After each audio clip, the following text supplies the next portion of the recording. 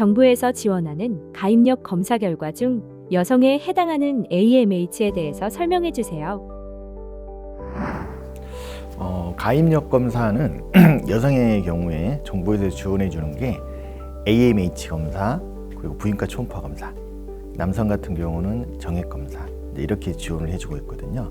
그래서 AMH는 호르몬을 체크하는 검사고, 이제 부인과 초음파를 하는 이유는 이제 자궁 난소의 어떤 종양 여부를 살펴보는 거고, 그 다음에 이제 정액 검사를 통해서 남성의 정자 능력 이제 보는 건데, 여성 같은 경우는 보통 13만 원, 그 다음에 남성 같은 경우는 5만 원을 지원해 주는데, 대부분의 병원에서 아마 가입력 검사 하러 왔다 그러면 보통 비용은 그 정도 든다고 생각하시면 됩니다. 그래서 오늘 좀 이제 주로 살펴볼 내용이 이제 가입력 검사 중에 여러분들이 많이 이제 AMH 그러면 난소 나이 검사로 많이 알고 계시거든요.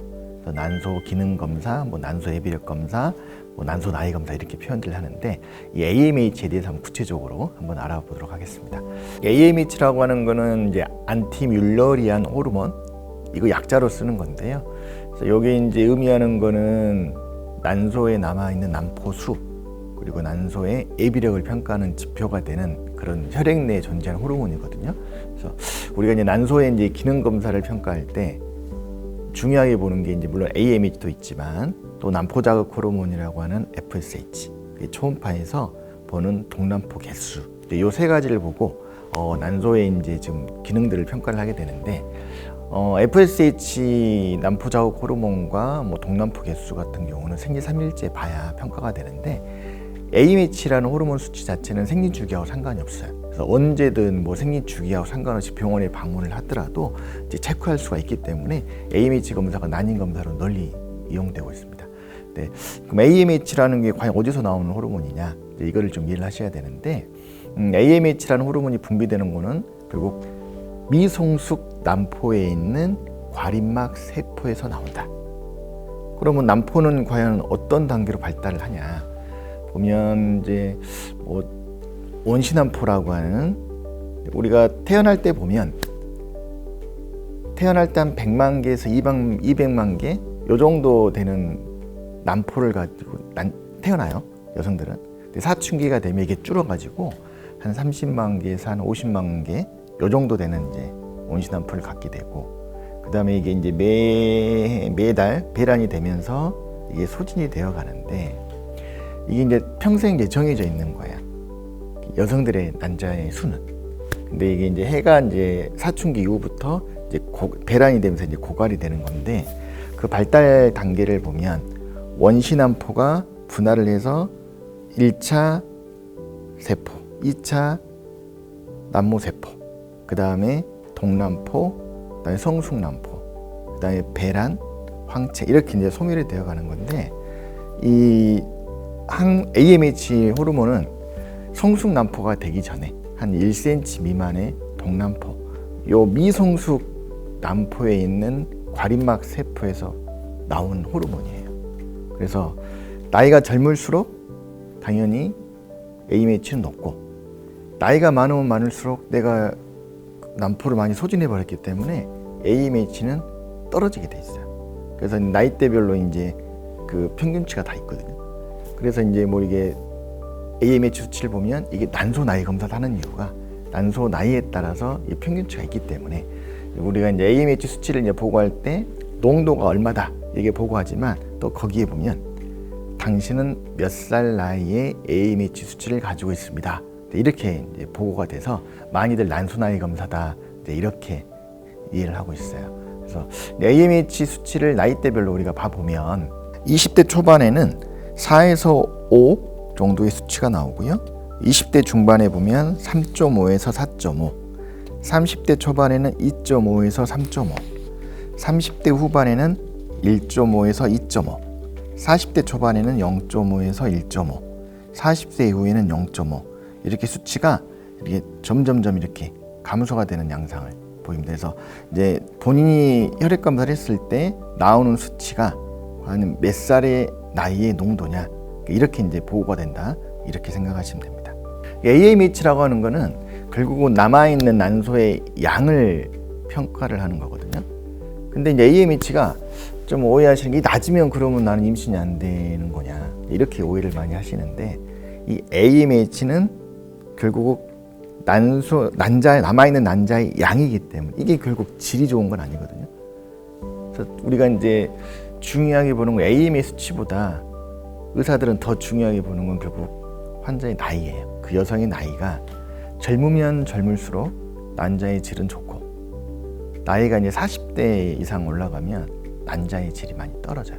그래서 이제 우리가 20대 초반이나 중반 또 30대 초반까지는 자기 나이보다 예를 들어서 내가 29인데 난소 나이를 검사했더니 AMH 수치가 너무 낮아서 한 40대에 AMH 수치가 나왔다고 쳐요.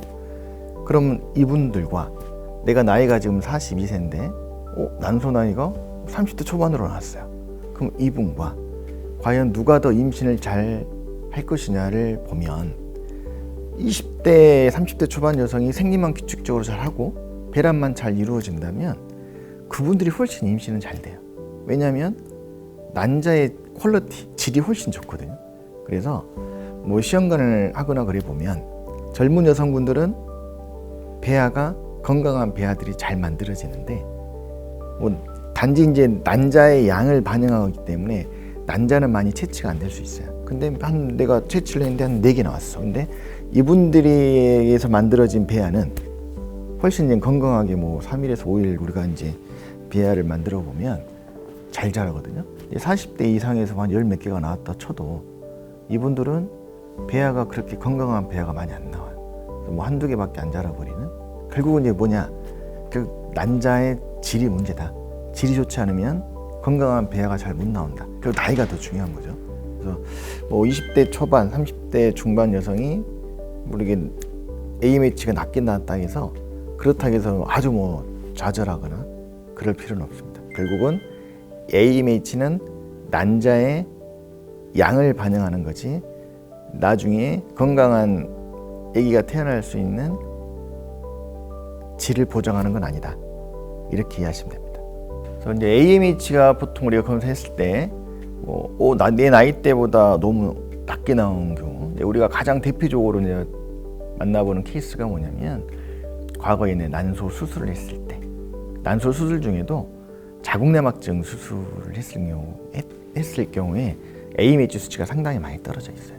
그래서 심지어 어떤 분들은 뭐 30대 초반밖에 안 됐는데 자궁내막증 수술을 하고 나면 AMH 수치가 뭐 40대 이상, 1도 안 되는 그런 수치를 나오는 경우를 많이 보거든요. 그래서 이제 AMH가 낮게 나오는 대표적인 경우는 내가 자궁내막증을 갖고 있거나 자궁내막증을 수술했을 때 이제 그런 경우고, 또 이전에 뭐 항암 치료를 받았던 사람들, 뭐 조기폐경에 뭐 가족력 있던 분들, 이런 분들이 이제 대표적으로 AMH가 낮게 나온다. 근데 이제 이전에도 말씀드렸듯이 AMH가 그럼 낮았다 하더라도, 예를 들어서 내가 자궁내막증 수술을 했는데 이제 뭐 0.5밖에 안 나와요. 너무 그 0.5 정도 되면 뭐 만 45세 뭐 이 정도 수치니까 이제 그런 경우 되게 뭐 너무 좌절해 버리는데, 내가 뭐 이게 나팔관 상태도 좋고 다른 난임의 정액 검사도 이상이 없고 전반적인 이상이 없다면, 내가 생리를 또 매달 규칙적으로 잘 한다면 그런 분들이 임신이 안 되는 건 아니거든요. 그래서 자연 임신도 충분히 가능하다. 나이가 젊을 때는.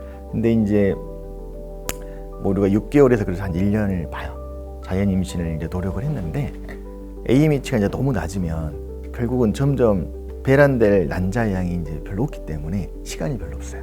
그래서 이제 한 6개월 이상 이렇게 막 노력했는데 임신이 안 된다면 그런 분들은 시험관 쪽을 빨리 권하긴 하죠. 왜냐하면 1년 지날수록 우리가 시험관을 했을 때는 난포를 많이 키워야 되는데 난자 채취가 이제 몇 개 안 되거든요. 그래서 한 살이라도 젊을 때 AMH 낮은 분들은 빨리 시험관을 이제 권하는 경우가 많고요. 이제 AMH가 이제 높은 경우가 대표적인 게 이제 다낭성 난소 증후군입니다. 다낭성 난소 증후군은 배란 자체가 잘 안 되기 때문에, 이게 배란이 안 되기 때문에 소진된 난포가 별로 없어요. 그래서 남아있는 난자가 되게 많거든요. 그래서 내가 지금 뭐 30대 후반인데 뭐 나이가 39세인데도 보면 뭐 AMH 수치를 보면 20대 중반으로 나온 경우가 많아요. 근데 처음에는 여러분들이 되게 좋아해요. 내 나이가 이렇게 젊어? 나 남자 좋은 거네? 생각하는데 마냥 또 이게 막 좋아할 거는 아니에요. 왜냐면 다낭수 난소 증후군은 배란 자체가 잘 안 되기 때문에 자연 임신이 쉽지 않거든요. 그래서 배란 유도법을 많이 하게 되는데 배란 유도법을 하거나 이제 시험관 시술을 했을 때 부작용이 좀 생길 수가 있어요.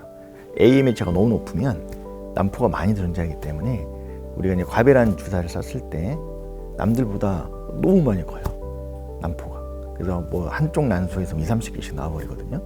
그런 경우에 이제 부작용으로 배 안에 이제 복수가 차고 호흡곤란이 오는 이제 난소 과자극 증후군 이런 게 발생할 위험성이 높기 때문에 이것이 이제 우리가 시험관해서 과배란 주사는 이제 되게 이제 고용량으로 쓰지 않고 저용량으로 이제 조심조심 쓰게 되고, 다낭성 난소 증후군으로 이렇게 많은 난포를 이렇게 뽑아도 실제로 보면 또 그 안에 아주 질 좋은 난자들이 다 나오는 게 아니거든요.